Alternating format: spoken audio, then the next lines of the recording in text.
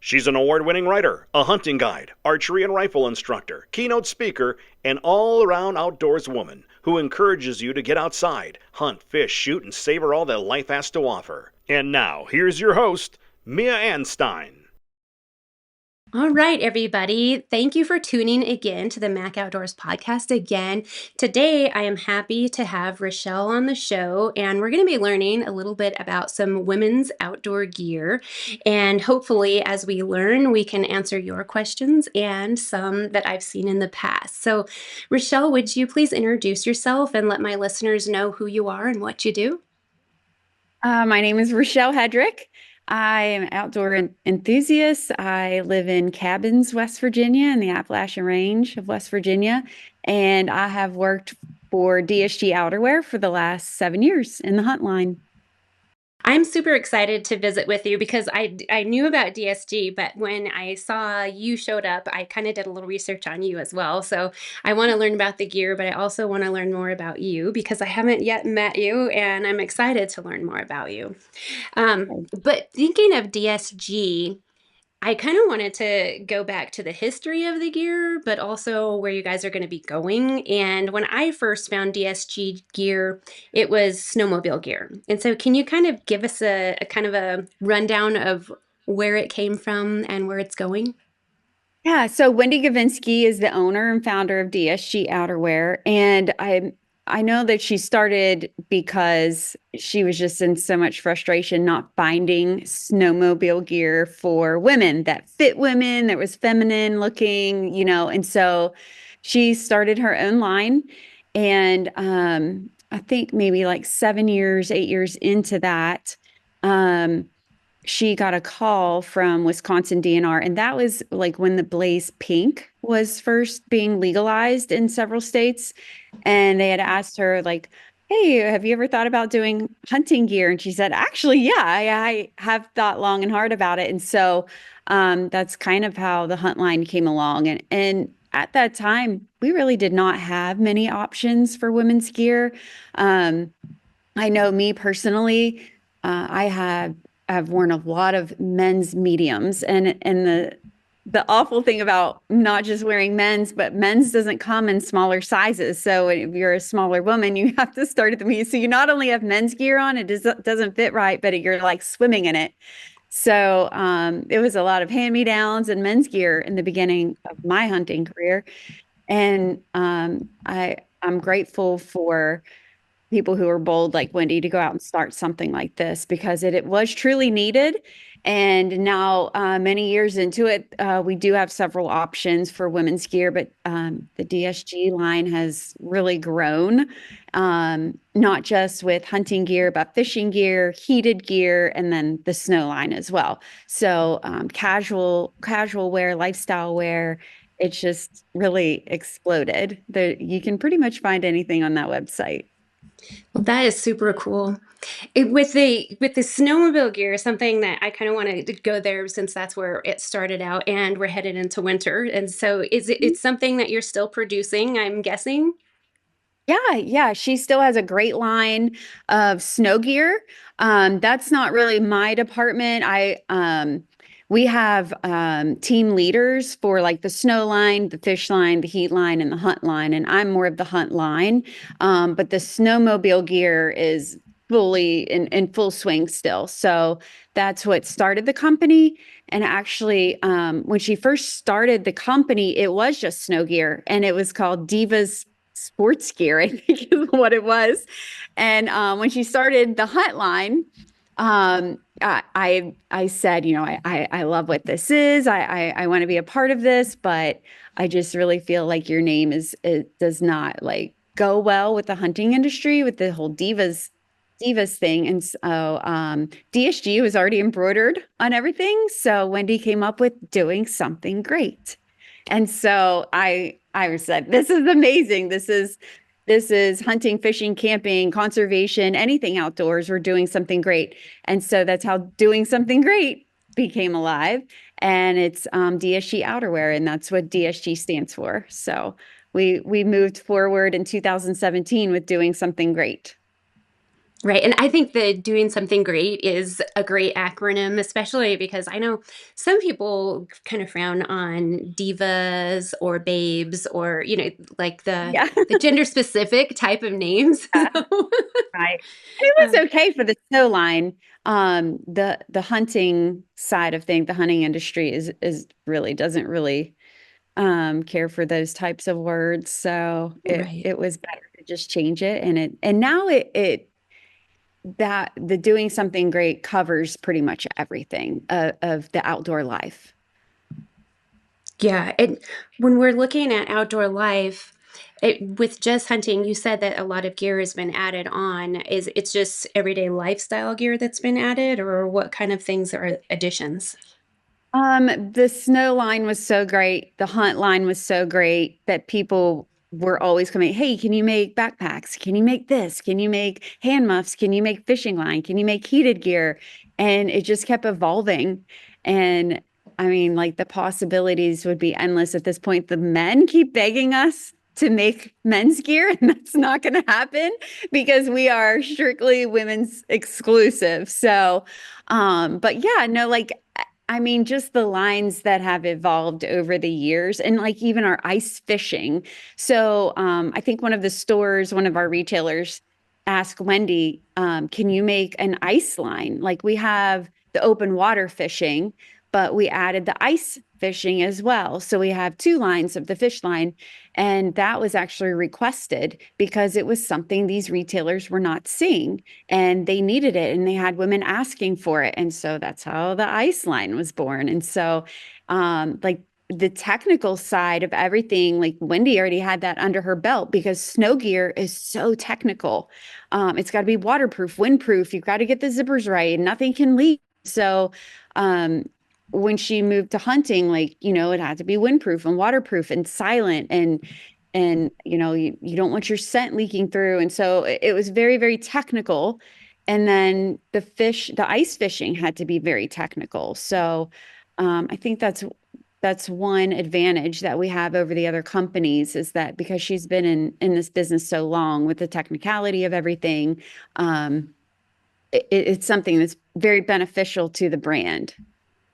Yeah, and with the technicality, it's something that I always look for in gear. I mean, a lot of people, we used to joke, decades ago, like pink it and shrink it. And as you said, like a men's small is not going to fit somebody who is 5'2" and weighs 120 pounds. Like it just doesn't fit. So, Right. And and there, go ahead. I'm sorry. Go ahead. I was going to say to fit our curves is something else as well.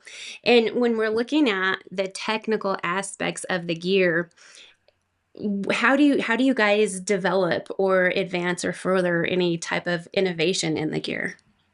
So as far as sizing, we have they buy very expensive mannequins that go from the extra small to the 5X. Now we didn't have extra small to begin with.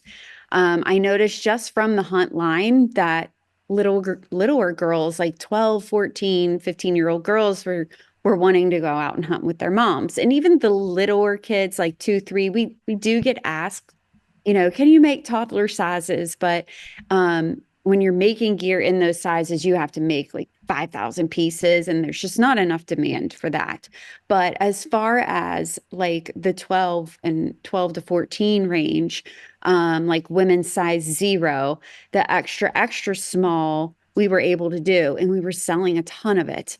I don't know if you're familiar with Hannah Barron. She's one of the girls we sponsored. She's so tiny and she wears our extra small. There's no other company in the entire industry that makes that size for her. And not only do we make an extra small, but if you're shorter or more petite, we have an adjustable inseam. So the bottom hem folds up under and then it snaps. So it goes from 32 and a half to 30 and a half to 28 and a half. So you can actually adjust the inseam. And then the waist is adjustable as well. You can tighten it or loosen it. And a lot of our bibs, like hoods are removable. We have drop seats on everything. It's so like going up to 5X, we make sure we don't just make it wider, wider, wider. We make sure that it fits around the waist and women are all built differently. So we get a lot of feedback and we take that feedback and we make it better. That's why you see like 2.0, 3.0, 4.0 on our website, because each year we're taking all this feedback and we're listening to what people are saying, and we're putting that back into our gear to make it better, each piece better and better year after year. So it's always something to look forward to. And you see like a 3.0 or 4.0, or like, oh my gosh, what did they add? Or what did they do different? Or, and how is the sizing different? Or does it have fleece now instead of insulation, or both, or whatever? And it's just really exciting. We try to have new gear each and every year.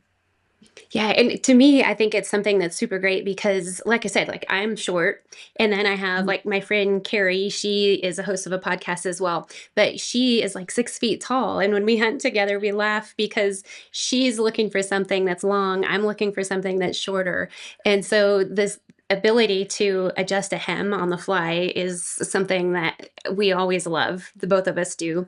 And when we're looking at like sleeve length, is there anything considerations for that for a taller Yeah. person? So luckily for me, because I'm tall with long limbs, so is Wendy, the owner. She's very tall. She wears a size 10 shoe and she has long arms like me. And so everything I get is like you can see, it's like, it's long enough that like normally my stuff comes to here and I'm like pulling it down, pulling it down. But when I put on DSG, just everything fits so perfectly. But if you have shorter arms, then you just pull it up to where you need it, and then it has the Velcro where you can tighten the arm to leave that adjustment cuff, or adjust the cuff to where you need it. So the adjustable inseams, the adjustable cuffs, pretty much everything is adjustable. We have like adjustable waists. Even in the jackets, you can pull them tighter. Some girls like them tighter, some girls don't. And then we have a set called the Brianna, and it's Mhm. very, very, very stretchy. So with that, I always get a small, but then like as it's like 15, 20 degrees and I'm have like 4 layers underneath, that set in itself just stretches and forms to how many layers you have on, because it is just so soft and it's silent. And that is my favorite set, the Brianna, that I wear the whole season. So I will wear that from like 40 degrees with no base layers all the way to like 15 degrees with like 3 base layers under it, my heated vest, my heated socks, because we make heated gear as well, and heated gloves. And it works for me as a bow hunter. But that set, it just stretches with you. So I know a lot of girls are like, oh, I'm kind of like a schmedium. I'm in between a small and a medium. With that set, like you could go for a small and it would still stretch to a medium. It's like, I don't know. It just works. It's just like the perfect fabric. So, and it's really warm and it's fleece inside. I wear it casually and I wear it in the woods. So a lot of our gear is so versatile that you can wear it casually and wear it in the woods as well. So I don't know, you get double use out of it, and it's totally worth it. Yeah, it's so that Brianna, is it kind of like a mid-season and then you layer underneath It, it, or what type of yes, season are we looking at? it's a mid-season. It's completely fleece lined. So we all were on a duck hunt this weekend and we were testing out our new waterfowl line. And so Wendy was with us, and on the way there, I wore my Brianna on the plane. And on the way home, I wore my Brianna on the plane because it's so warm. It's cozy. It's like a big fluffy hoodie. But at the same time, like I can run through briars and it won't snag. I wear it bear hunting. I wear it deer hunting. I wear it anytime it's 40 degrees or colder. I have the Brianna on. So I think it's like a fan favorite, like because I manage our sponsorships as well, and it's everyone's favorite. So Everybody loves ev- that. everyone has that. I even have it. We make it in black as well. And so it's basically for blind hunting. So if you're in a blind, you want to wear all black. So we have the top and bottom, the drop seat bib in the black as well. But I wear that casually. I wear the camo and the black ones casually all the time. So it's just, I don't know, it's just the comfiest piece that we have. Yeah, and I was just saying that's kind of a testimony to the design itself if you're comfortable enough to wear it when you're traveling through an airport. Like Yeah. Yeah. and I guess you wouldn't have to worry about people wondering why you're wearing camo and when you're in the Right. airport or something like that. Yeah. They're like, that girl just came back from hunting, or that girl's going to a hunt. Yeah, Yeah, for sure. yeah. And so you mentioned the heat gear. How long have you guys Mhm. had that out? I think this will be the third year that we have heated gear. So the socks are absolutely amazing. I don't hunt without the socks, even if I don't turn them on. Like I would rather have them on and not need them than not wear them and need them. So if it's like 40 or below, I usually have my socks with me. They're either in my bag or on my feet. If you set all day, which sometimes I set all day, really you just want to have them on in the mornings and the evenings. That's when it's coldest. So sometimes I'll keep an extra set of batteries and then I'll just swap them out for the evening and let them run, but they get so warm that I keep mine on 50%, which actually is great because the battery lasts longer on 50%, but they do get very, very, very warm. So if your fingers and toes are like the first thing to get cold, the heated socks are absolute must have. The vest is heated as well. My core doesn't really get very, very cold, but just having that sense of like, okay, I can always turn this on if I need it. It's just a nice extra layer to have if the wind does start blowing or you get a chill and you're just like, oh, once you get that chill, you're done. And so it's nice to just click a button right on your chest and you can just feel just like you're in this hot shower. All of a sudden you're just like, you're back to warm again.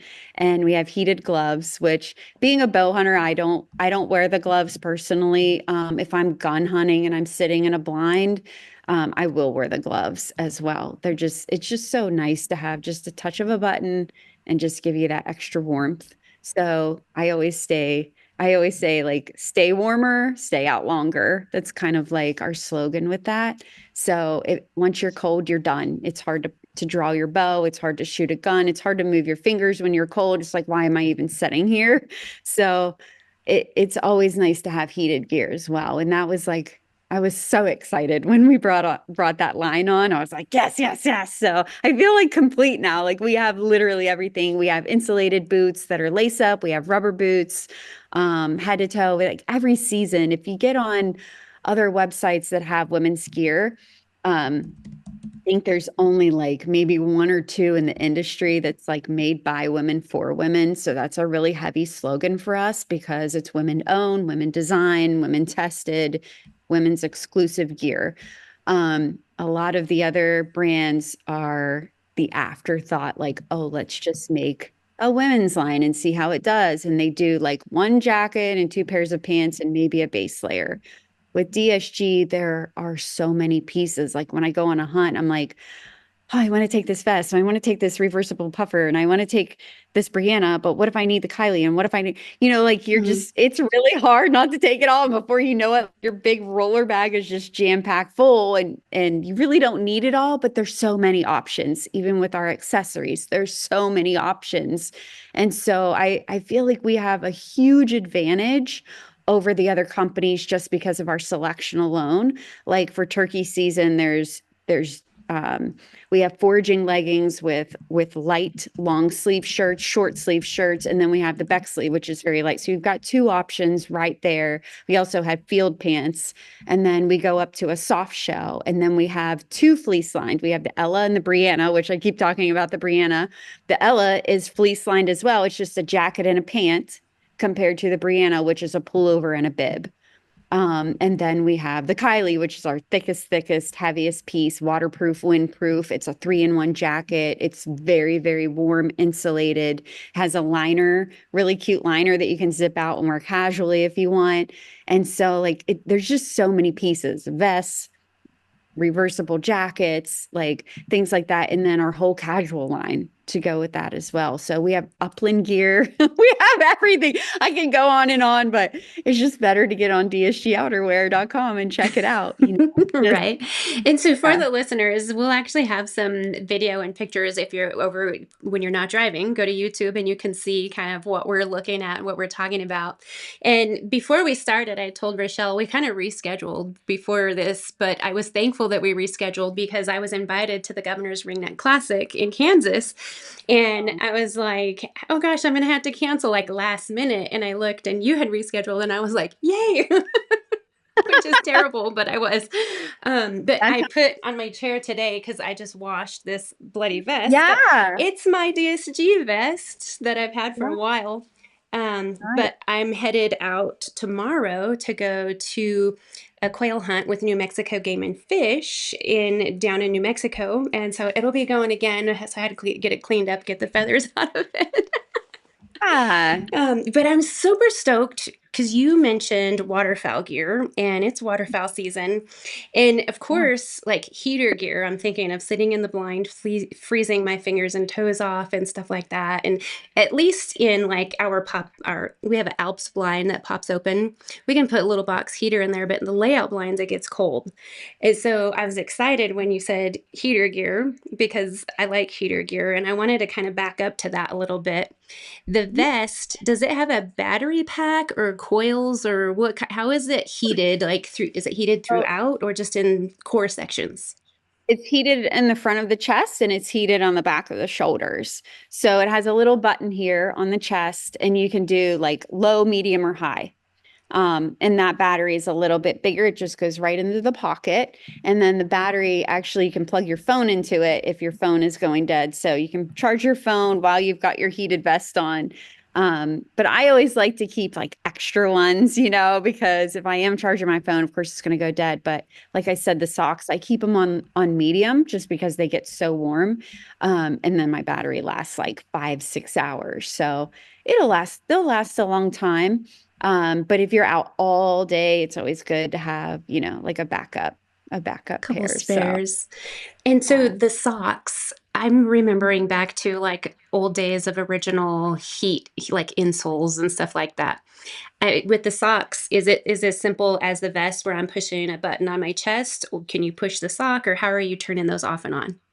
So the sock comes up your calf, and if you're wearing rubber boots, it sticks out just above the rubber boot. So it's just below your knee, but high on your calf. And then all of our pants kind of zip up the leg, so you can just unzip it and hit that button, and it has the low, medium, high as well. Yeah, it's really Okay. accessible. It's super easy. I do it all the time in the stand. Yeah, because that's the worst when it's like you've got this heated insole or something and your feet are too hot and you're like, the remote's not working. I don't know if it's on or off. Like you'd have no idea. So I love the simplicity of it. And I think it would make life so much better. I'm going to have to get me a set before I head out to this blind because right now, like hiking in the field, it's like the cold is not as much of an issue right now. But we're having a heat wave. I don't know about where you live, but Everyone. here Yeah, I everyone. shouldn't It say feels heat like wave because it's October. 30 degrees. Yeah, it's 60 here. I mean, it's normally like, 30, 40 this Hmm. time of year. See here today. So Yeah, yeah, so that's a heat wave. oh yeah. And I hunted Kansas a few weeks ago, and I was literally, my husband and I were laughing. Our friend just called us a couple days ago. He came back from Kansas. He said, I was down in my boxers. And I said, that's so funny because I was down in my sports bra. And my husband was down in his boxers. Like it was 90 when we were out there. It was so hot and you're just Oh, sweating your blinds. I'm like, this is so unusual for this time of year.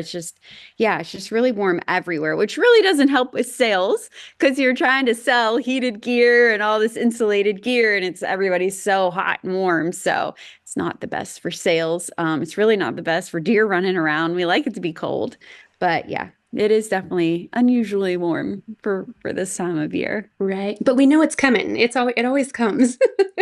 Yeah, it'll hit us hard now that we've been like, oh, this is nice and warm, and next week it'll snow. Yeah. And so you're a hunter. How long have you been hunting? I've been hunting 17 years. Hmm. For quite Yeah, a while. my dad was an avid outdoorsman. He passed away when I was 7. So, my mom kind of like sold all of his guns and didn't think that us kids would get into anything like that. I mean, we skied and we were very athletic into sports. But I didn't really hunt until I met my husband in '07. And he put a fly rod in one hand and a bow in the other. And it just was in my blood the whole time. I've always been very tomboyish. And I love the outdoors. I played outdoors all day long, always outside. I had just never hunted or fished, in that way. And so he's an outfitter. We raise trout. And so his family actually owns a caverns in West Virginia. It's called Smoke Hole Caverns. The whole area we live in is called Smoke Hole because the settlers used to go in the caverns and smoke meat, and the smoke would billow out, and they call it smoke hole. So we're known for trout fishing, and DNR stocks our river. So we have log cabins and cottages and RV sites along the riverside. And then we raise trout. We have a trout pond. We do fly lessons, and it's like a whole resort kind of thing, a 26,000 square foot gift shop, a little mini golf and things like that. So, yeah, when I met him, like our first date was fly fishing. And so I kind of caught on to that. It's so funny when I say, like, I don't really even know how to use a spin rod. I'm just mastered fly fishing. That's all I do is fly fish. And then bow hunting, I've just been bow hunting forever. It feels like it's just like second nature to me. So I do gun hunt a little bit if the opportunity arises, but I'm normally bow hunting. Yeah. So when I have so many questions, I always do this. I'm like, oh.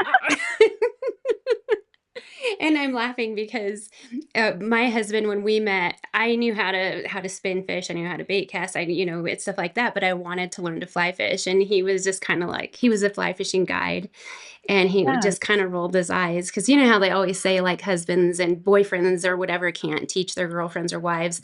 And so it took about a year for me to finally convince him, like, I really want to learn how to fly fish. And now it's like, you can't get the fly rod out of my hand. Right. I mean, it's easy, but it's hard and it's technical. But once you learn how to do it, it just, I think I prefer that. I may definitely prefer that over just like a spin cast. There's so much more beauty and technique to it, I think. Definitely. And I think it's kind of zen to just cast the rod and to try to place a Yeah. fly, and it's kind of like hunting. And a lot of people, just this week at the Ringneck Classic, I was sitting next to a guy, and he was the DJ at the event, and he said he didn't hunt, he only fishes. And I was like, well, that's like hunting. And he said, what? And I was like, yeah, you have to hunt for the fish. And I don't know if he fly fished or not, we didn't get that far. But for the listeners, can you kind of explain, like, with your guys's location there, how are you guys managing and conserving fish? So we have a spring creek that comes out like into our property, and that's where we raise our brood stock. So those are like our larger trout. It's catch and release only, and we guide it. We don't let anyone fish in there by ourselves because it takes, 8, 10 years to grow these fish as large as like 12 pounds. So we have rainbow, and then we have golden rainbow, which originated here in our town back in the 60s. So people travel from all over just to catch a golden rainbow. And then we have brook, brown, and some tiger as well. And so it, it really is, people say, oh, I'm going to come up there and fish with y'all. Like, what do I need? What do I need? And we're like, we'll take care of you when you get here. Cause like, really, you got to match the hatch. You have to know what flies to use, what time of year, how to read the water and things like that. And we do a lot of lessons. And we love teaching kids because it just seems like all kids are naturals with that. I don't know. They don't have any bad habits to break, and they listen, and it's so fun teaching kids and you're just standing back like, wow, they caught on like the first 5 minutes. And then the adults are like 3 hours in, and they don't know what they're doing. But we have women's retreats here. And so we'll get like 8 women all together for 2 days, and we'll do the lessons with them. And I feed them 3 meals a day, and we'll take them on a float on the river, or we'll wade the river. We fish on the spring creek, we fish in the pond. I'll take them up on the mountain. We'll have a big fire up on the mountain with the overlook. I let them go through the caverns. It's just kind of like touristy and learning fly fishing all at the same time. But I usually just do all women, and it's such a blast. Oh my gosh. I like to do 2 classes a year, and it's really fun to get a bunch of women together that are like-minded and all different ages, and just coming from all over and meeting new people, and it's a good time. Yeah, it sounds like a good time. It's totally a good time. Do you have any coming up, or what time of year do you usually do that?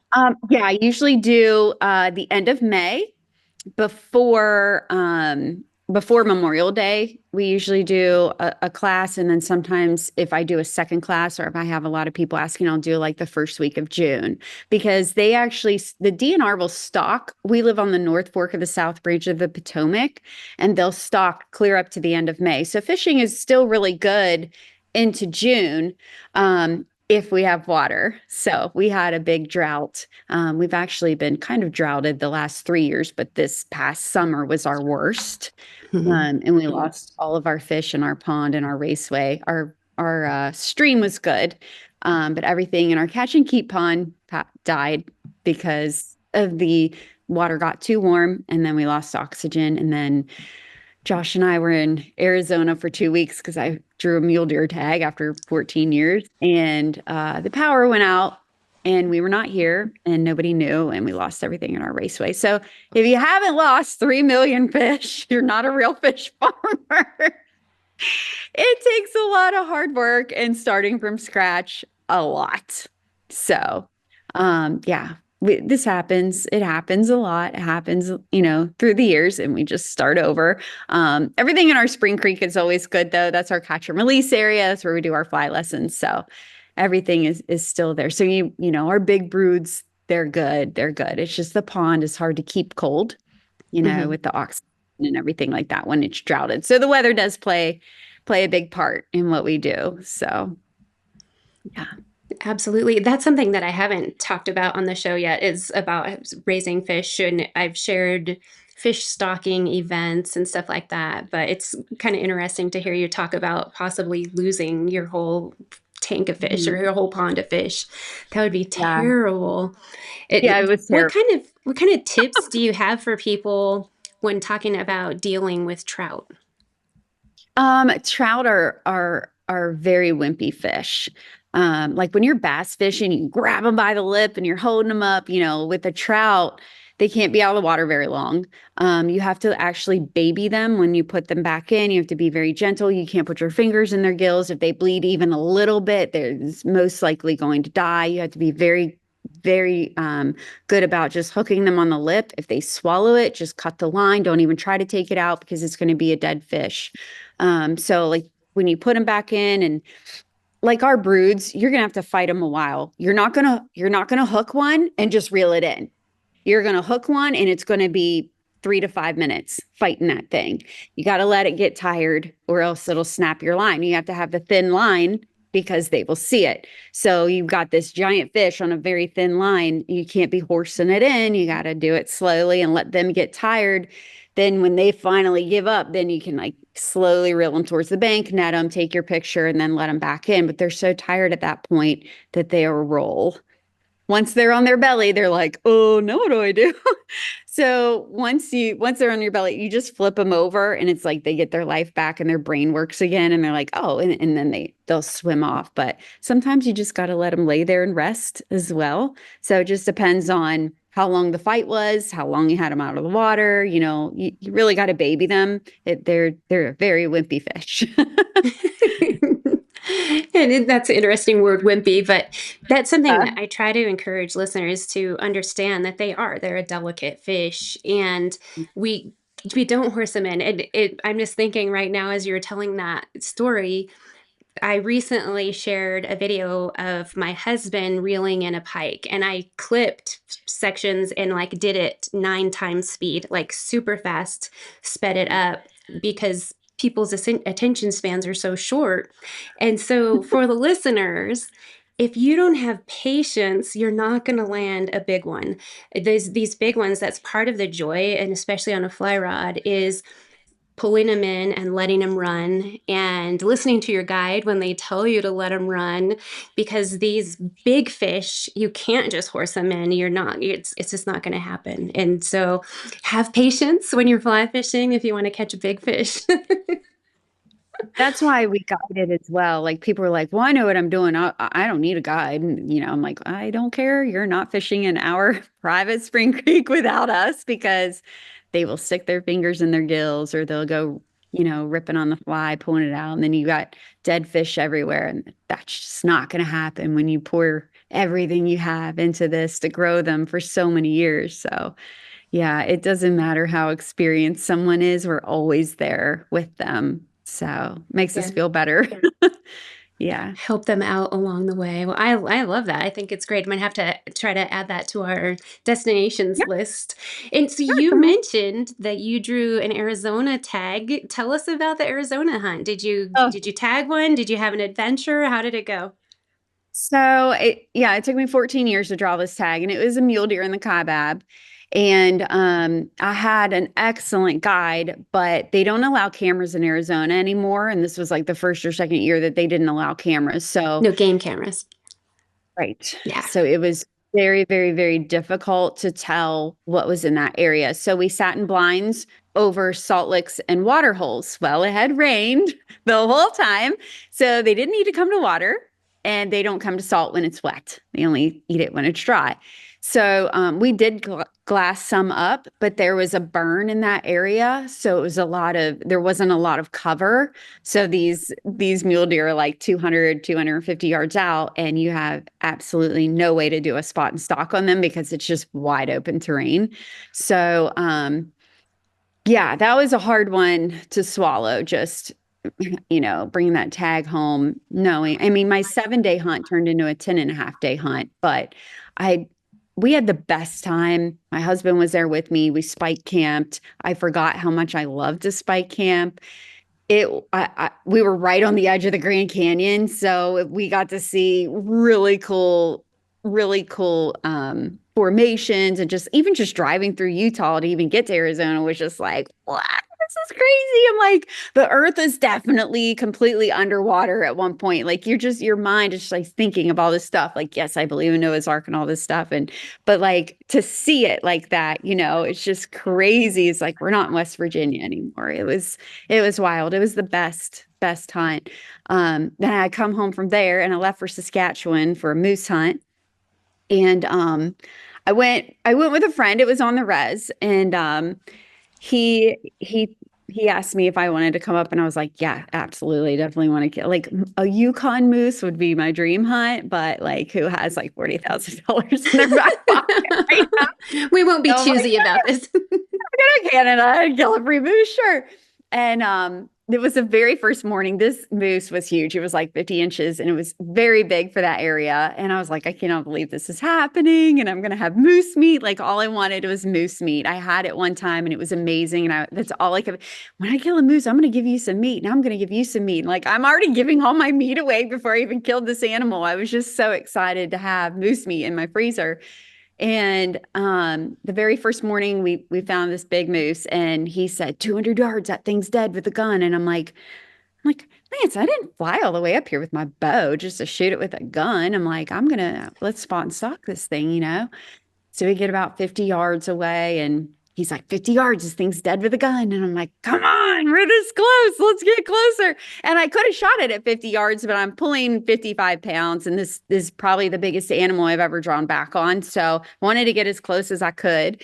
The wind was just ripping in the perfect direction. So it covered a lot of our sound, and it covered a lot of our scent. And so I got about 25 yards, and my guide stepped on a stick behind me, and he looked at me. The moose looked at me, and we're like face to face at 25 yards.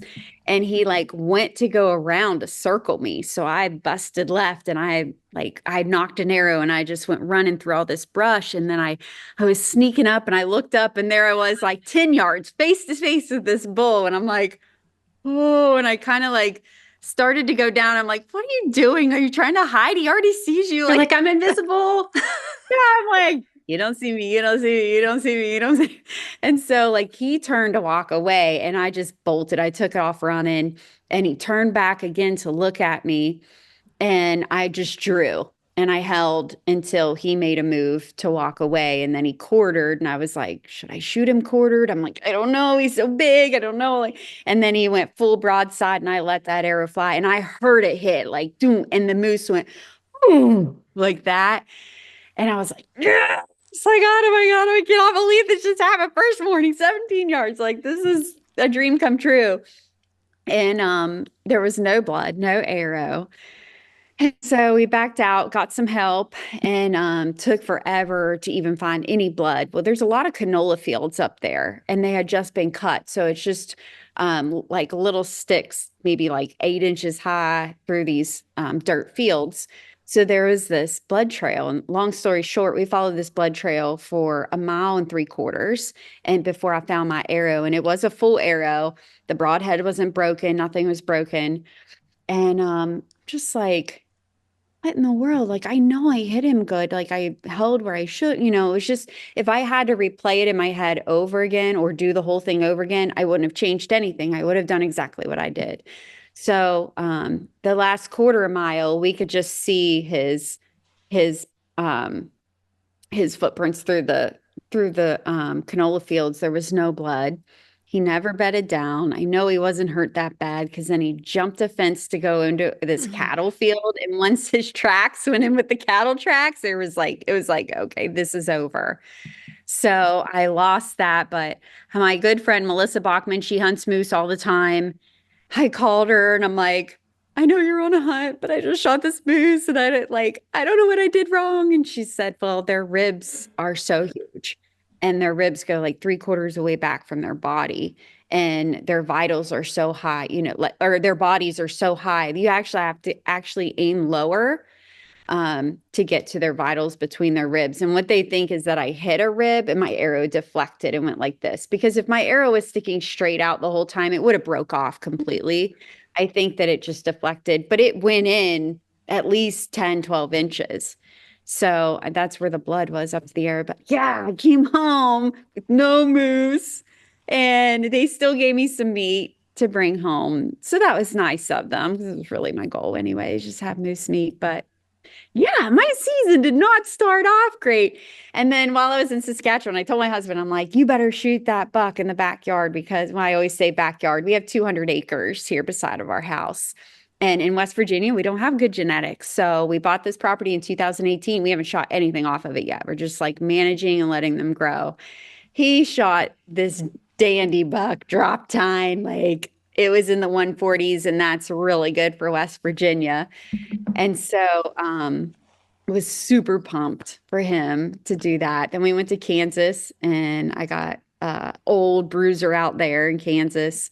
Then we went to Ohio and we had a film guy with us because we were filming for Buckmasters right now. And there was a buck that I've been chasing. His name's Pretty Boy. And I named him last year. I asked all the neighbors, can you please let Pretty Boy go? Like, we're going to give him another year. And they all agreed. Like, everybody was on the same page. We all have a group text with all the landowners. Like, everybody likes to manage big bucks out there. And nobody shot him last year. This year, I said, hey, can you guys let Pretty Boy go just one more year? Absolutely not. Everybody wanted this buck. I'm like, gah. So Josh and I had seen it the first day we were out there. Like he came into me, but he was facing, I couldn't get a shot. And then Josh couldn't get a shot on him. So, we all come out for lunch and all the neighbors come and hang out like in camp with us. And the neighbor had him daylighted in his food plot. And I looked at Josh and I was like, all hands on deck. I was like, that buck walks in front of me, shoot him. So he did. He shot my target buck. And so he's had a stellar year. And so that was his second buck, or this is the buck that was his second buck this year. So he got one in West Virginia, got one in Ohio. I got one in Kansas and he didn't. So he's still one ahead of me. Not that they were competitive like that, but I very blessed to have a lot of meat in the freezer. So I mean, you're not going to kill something on every hunt, or it would just be called killing instead of hunting. So it's just about the camaraderie. Like in Kansas, we hunt with some really good friends and they have little kids and it's just so fun going out there. And it's just every year, like, what are we going to do? What are we going to plan? Where are we going to go? And we love to have people here too. We're avid bear hunters. We raise bear hounds. We have about 14 dogs now. I made him get rid. We had like 24. I was like, enough. No, the bear dog, like we're over the limit. So I think we're down to 14 now, but my husband's been running hounds since he could walk. And so it's just a West Virginia thing. Everybody has a dog box on the back of their truck. So it's just a huge group camaraderie kind of sport. You can have infants to elders, and everybody plays a role. And so it's really all about the hounds. Those are like our kids. They want, oh, take me hunting, take me hunting, take me hunting. And so we run the bear, they run up a tree, and we let the kids or the elders shoot. First timers, Josh and I, we don't consider ourselves bear hunters, we're houndsmen. So that's another fun thing we do. So that's all.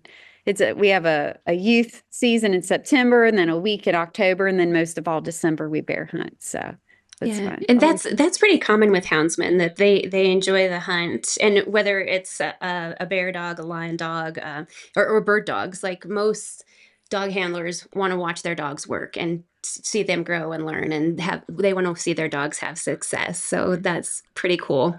When I wanted to back up to your moose hunt, when you are face to face squared off with a bull moose, what's going through your head? um the size of them are ginormous. Like I've seen a moose once before, and I was whitetail hunting up in Alberta, and I was coming out of the woods on a four-wheeler when my guide had picked me up, and it was dark, and all I could see was legs in the spot in the headlights.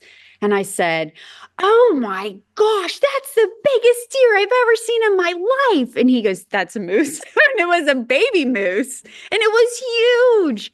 And just like we had set up on these moose, and we were on the edge of the field. Like this was the night before. I hadn't really technically started hunting. I just got off the plane. He's like, "You got your camo ready?" He's like, "Let's go." And I'm like, "All right." And so I'm putting it on into the truck, and we went for just like a mini hunt the night before.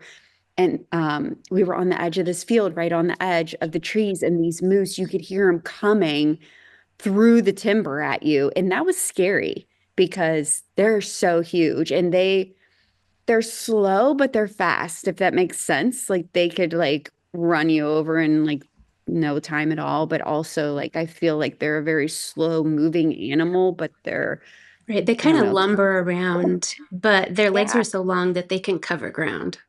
yeah, for sure. And so we heard two behind us, and I don't know if they caught our scent, or maybe I like freaked out and ran behind the guide. I'm like, "Oh my gosh, are they gonna run us over?" Because you could hear them coming like charging through the trees. And so that was a little bit scary for me.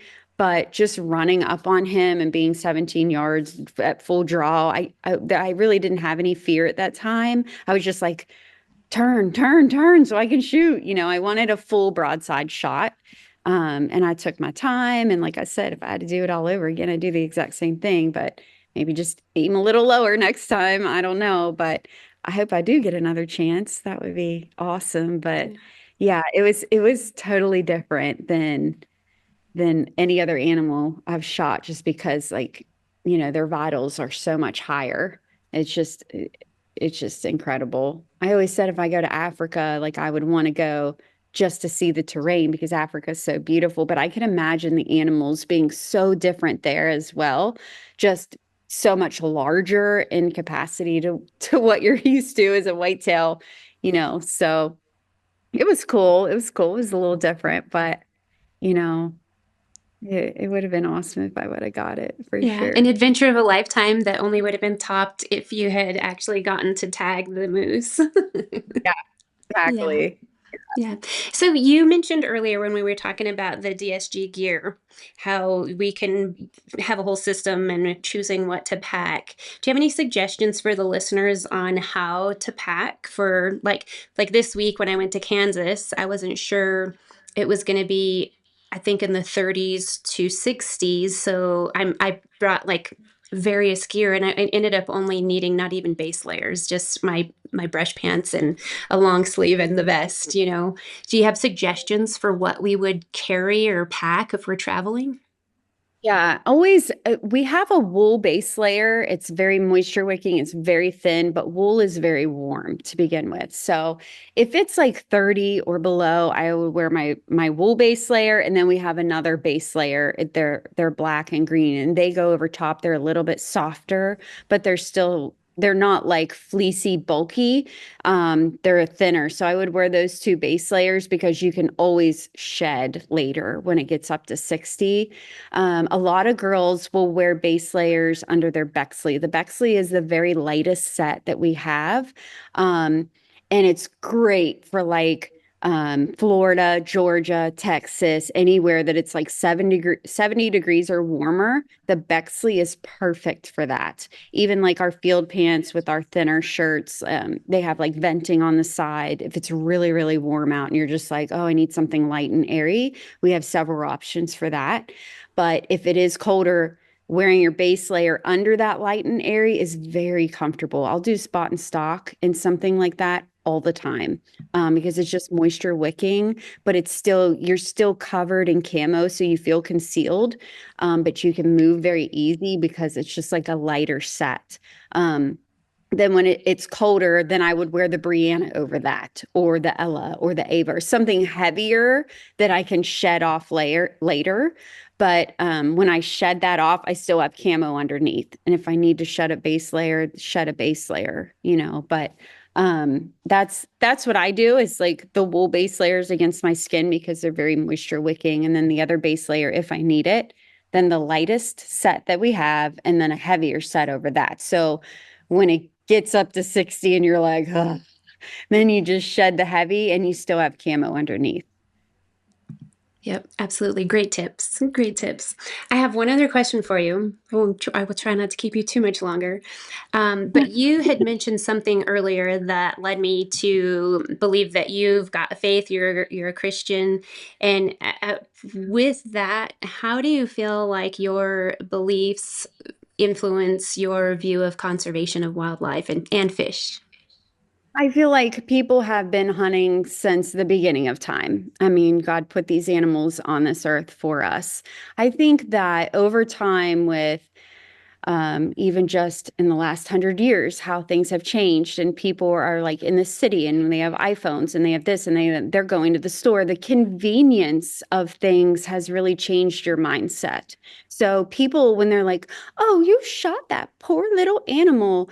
Well, you don't understand. If we're not shooting these poor little animals, then these animals are going to take over and they're going to be diseased, and there's going to be too many of them. You're going to be hitting a deer 5 times a year instead of once every 5 years on the road. You know, we're managing these animals in the way that God intended us to. And, you know, my mom passed away from cancer last year, and she said, and my dad, I told you, is an avid hunter, but she never really liked wild game.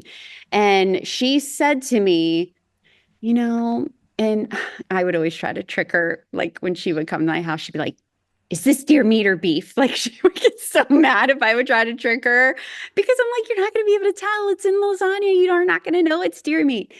And she said, you know, I really have to commend you for eating healthier organic food all the time. And, you know, like when Josh and we go out and kill a turkey, it doesn't even make the freezer. It is right on the grill, and we're making poppers, and or I'm slow, you know, I've got it on the grill, just low and slow, and just sharing it with everybody. And bear meat, we can bear meat. It's just like beef melts in your mouth, you know, like it's just, for me alone, like when I go to the store and I look at the stuff on the shelf, I'm like, ugh, like I don't know what's in that, and I don't know what they put in it, and I don't know what I'm putting in my body. But as like, I'm just like, God wanted us to live so simply, and now things are just so advanced and complicated, but people look at us like we're doing it in the wrong. And I'm like, no, you're doing it in the wrong. Like you know, it's just hard to look at in that way. Like, yeah, it's convenient for you to go to the store and get whatever you need. But for me, when I'm even in a tree stand, I mean, my soul just purifies itself. Like my mind goes clear and I can breathe, and I just have this like silence and this peace come over me. And I'm like, God, thank you for this day. Thank you for this moment. Thank you for the air that I'm breathing right now. Thank you for these hills and these trees and just everything and all this terrain. Like, and you really focus on like, this is what God created, and he created this for us, and so like people don't even get out there and enjoy it. They're like sitting on their couch watching a movie when you could be taking a walk in the woods, or it's just, I guess it's all in how you're raised and the way you live and your mindset, and like everybody's different, and I'm not saying that what somebody else does is wrong compared to what I do. This is what I love. I mean, it makes me feel closer to God. It makes me feel complete. It's like a cleansing situation for me when I'm like out fly fishing or I'm out sitting in a tree. It's just it's just I'm like, why doesn't everybody do this? It's just I don't know. But I do like to give my testimony on it and being a hunter, and that's why I have social media. It's because and I do show a lot of things that I make and the recipes sometimes that I do. And people are like, oh, how'd you do that? What'd you put in that? And I get a lot of questions, and girls are always asking, what kind of boots do you wear? And what kind of bow do you use? And what kind of broadheads are you using? And so, um, I like to be a mentor in that way too, but also just, as a Christian, living a Christian life, and being also a good influence in that way as well. So I always say that with my sponsorships, because I run the sponsorships for DSG. I like to find a good Christian girl because I don't have to worry about profanity or alcohol abuse, or like, doing anything sexual or taking sexual pictures. And you find a lot of that on social media. And my team is just so well put together, and they're so educational. Like I have girls that have like their own cooking shows and have their own wild game cookbooks, and I have girls that do trapping, and I have avid girls that like teach how to use handguns, and I try to get girls that know a little bit about all different things. So when people come to our page, they're learning about different things, not just bow hunting or not just gun hunting or not just deer hunting, but some girls go to Africa and Turkey and bear and deer and moose and things. There's girls that hunt things that I've never even hunted before. So I like that we can all educate each other on different aspects of the outdoor life. Yeah, and on the website, there's a blog where the girls are sharing articles and stuff like that. So if somebody wanted to learn more, they could find information over there. Yeah, like we got a new website, and the girl that made it's like, you're never gonna believe this, but like our blogs are blowing up. I'm like, really? Like I never thought anybody clicked on that stuff. She's like, it's what they click on the most. So we really started pushing blogs lately. A lot of the girls on the team are writing blogs, and we have another girl, her name is Sam, and she writes a ton of blogs for us, and she's kind of um like our Facebook gal who does all the sponsored ads and things like that behind the scenes. And man, she's great. She's so great at writing blogs, and it's really popular. And girls, they're asking questions and they want to know, and they're learning, and that's what we're here for. We're not just here to sell gear. We want to promote the outdoors and why we do it, and educate as well. So it's been really great with the blogs. For sure. I think that's wonderful. And we could talk to you for hours and ask you all kinds of questions, like you mentioned, like what broadheads are you using? What shafts did you use? What's your bow setup? Like all this stuff. And so we don't have quite that much time to be talking about all of that stuff. But for the listeners, I will include links in the show notes where you can find DSG. And Rachelle, where can we find you? At Rachelle Hedrick, RACHELLEHEDRICK. Yeah, my name. Got real creative with that one. Well, you're Yeah, as creative as I am because I'm like Mia Anstine on everything. They're like, "What's your handle?" I'm like Mia Anstine. What about over here, Mia Anstine? And what's Mac Outdoors? It's Mia Anstine and Company. yeah, there you go. So, yeah, sometimes that's just the way that it goes. And I'm really happy that you shared your connection to hunting and your faith. And it's something I had to ask you what went through your mind when you were face to face with a bull moose, because I once was 10 feet away from a bull elk that was, well, I've been face to face several times, but I had time with my bow and I'm like trying to hide behind my bow and pretend I'm invisible. But all I could do is say the Lord's Prayer. And I was like, well, if he moves this way, I can shoot this way. If he moves that way, and then I'd say the Lord's Prayer again. If I die right now, what a way to go. I know, right? So, but I want to thank you for coming on the show, and I hope I get to see you somewhere along the way. I'm surprised that I haven't met you already, since I know a lot of your pro staff, or whatever you call them, your ladies. I know several of them, and so hopefully I'll bump into you. I'm headed to SHOT Show in January. I'll be at SCI also in January, so maybe I can meet you at one of those or one of the other shows. Yeah, my girlfriend asked me to go to SHOT, and I told my husband I want to go to SCI. So we may be at one or the other, maybe both. Who knows? It's tough. Hopefully this will be the last year. I'm praying that it's not going to be overlapped again, because since SHOT Show is like Oh, my work and I get paid, I make money at that. But SCI, I'm a volunteer and I'm on the board of directors and all this stuff. I'm like, which how do I split the right. time? We used to go to SCI. It was like in Vegas and then Reno, Vegas, Reno. We used to go all the time, and it's probably been maybe 8 years since we've been. And I told him, I said, it's in Nashville. Let's just drive down and go. Like, I just like the taxidermy alone is worth going to that show. It's just incredible. I love it so much. Yeah, absolutely. Well, if you end up going to one, hopefully we can meet up and say hello in We'll hook up. person. Yeah. Thank you for joining me on the show. Yeah, I appreciate you having me. That was fun. Hey friends, if you're looking for premium performance gear for your next adventure, look no further than Vormi. Their innovative wool technology is perfect for any outdoor activity. And the best part, you can also support the show by shopping through my affiliate link at vormi.com/Mia Anstine. We earn a little commission on your online purchases, excluding sale items, and it's no extra cost to you. Gear up for your next adventure with Vormi today. That's VOORMI.com/MIAANSTINE.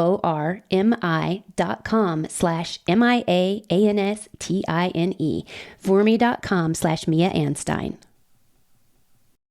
This summer, whether at the range or in the field, WSI Sports Hypertech bamboo tanks, tees, and leggings will have you covered.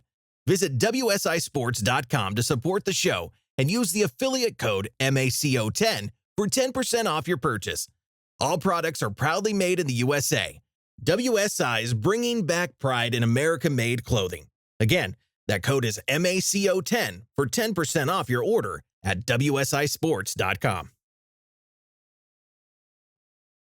Hey, this is Lloyd Bailey, the Armed Lutheran, host of the Armed Lutheran Radio podcast, reminding you that the podcast you're listening to is a proud member of the Self-Defense Radio Network. Check out all the great content at selfdefenseradio.net.